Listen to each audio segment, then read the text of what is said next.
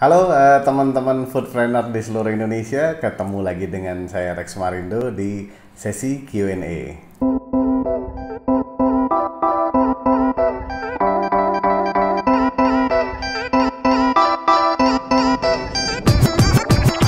Oke, ada pertanyaan bagaimana Mas Rex, gimana sih kalau saya berbisnis meniru ide kompetitor? Jadi mungkin pertanyaannya gimana kalau saya nyontek bisnis yang udah ada gitu ya. Jadi dia jual apa saya contek, kemudian dia harganya berapa saya contek, atau misalnya ATM nih, kita mau bahas ATM, amati, tiru, dan modifikasi.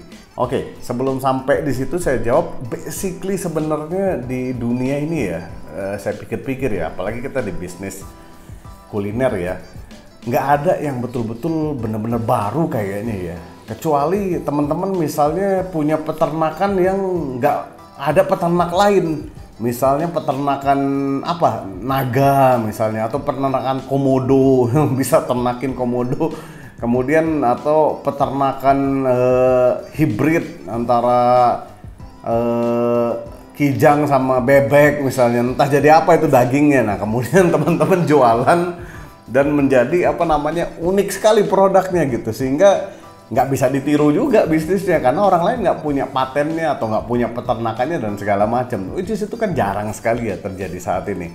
Nah jadi sebenarnya meniru konsep yang sudah ada ya, meniru dalam tanda kutip ya, konsep yang sudah ada tuh udah jadi hal yang biasa banget sebenarnya dalam bisnis ya.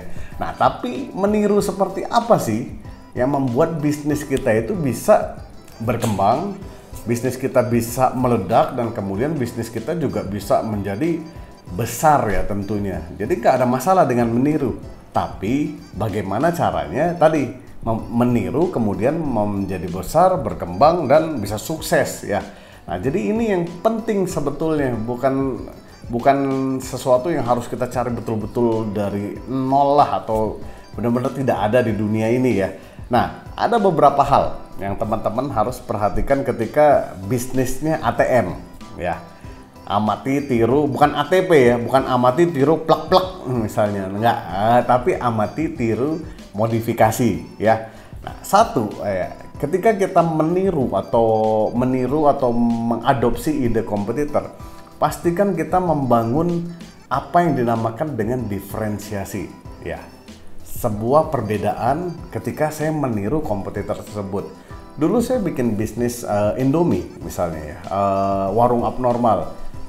Apakah saya dibilang pertama kali? Enggak. Basically saya niru. Niru mana? Saya niru Warkop untuk makanan-makanannya. Kemudian saya niru kafe-kafe yang kelas elit untuk konsep-konsepnya. Nah, meniru di sini, kemudian saya upgrade ya. Dijadikan diferensiasi, kemudian diketemukan, muncullah warung abnormal dengan konsep Indomie kekinian. Saat itu 2014, belum pernah ada bisnis seperti itu.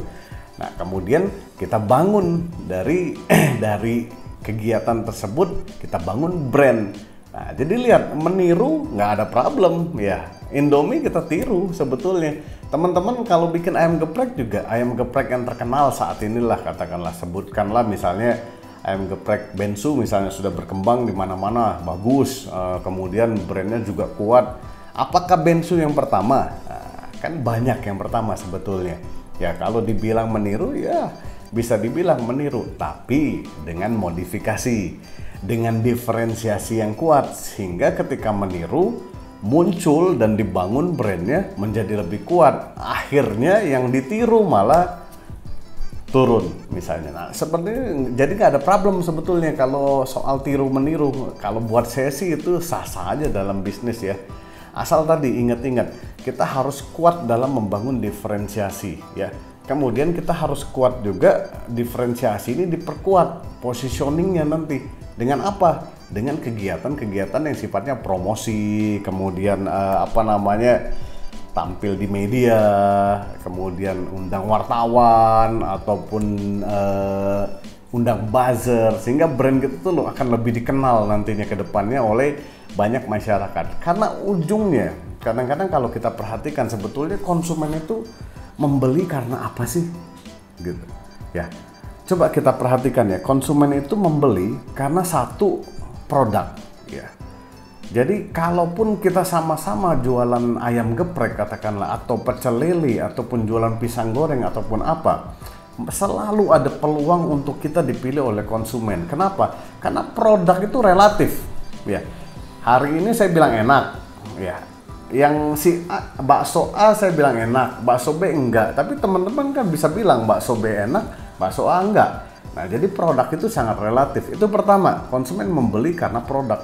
Yang kedua, konsumen membeli karena harganya. Ya, mungkin teman-teman jual lebih mahal dengan mempositioningkan, oh tempat gua bersih, tempat ayam geprek gua pakai stainless semua, food grade, sehingga gua jual harga lebih mahal, bisa seperti itu. Ya, sehingga akhirnya konsumen datang karena positioning teman-teman adalah bersih. Nah, jadi bersih dan didukung oleh semua komponen yang memang di outlet tersebut terlihat, oh bersih banget ya, dan segala macam. Nah, yang ketiga, konsumen beli apa sih? Konsumen itu beli brand. Ya. Kadang-kadang kita pikir-pikir, kenapa ya orang nongkrong ke mall, ke tempatnya itu-itu aja gitu. Ya. Padahal kopinya misalnya mahal. Ya, dibilang enak ya relatif lah, banyak yang lebih enak. Tapi ujungnya kita nongkrong ke satu tempat misalnya ya itu-itu aja. Kenapa? Karena brand, karena persepsi bahwa ya udahlah kalau gua duduk di sini udah nyaman dan udah enak, jadi nggak perlu lagi hal-hal lain gitu yang gua harus cari. Nah, jadi balik lagi ATM no problem ya. Bahkan kadang-kadang itu lebih mempercepat kita untuk bisa sukses daripada menjalani bisnis yang totally new, totally different dan belum pernah ada di dunia ini gitu. Udah terlalu beresiko sebetulnya. Jadi begitu untuk pertanyaan kali ini, semoga menjawab dan kita jumpa lagi di pertanyaan berikutnya.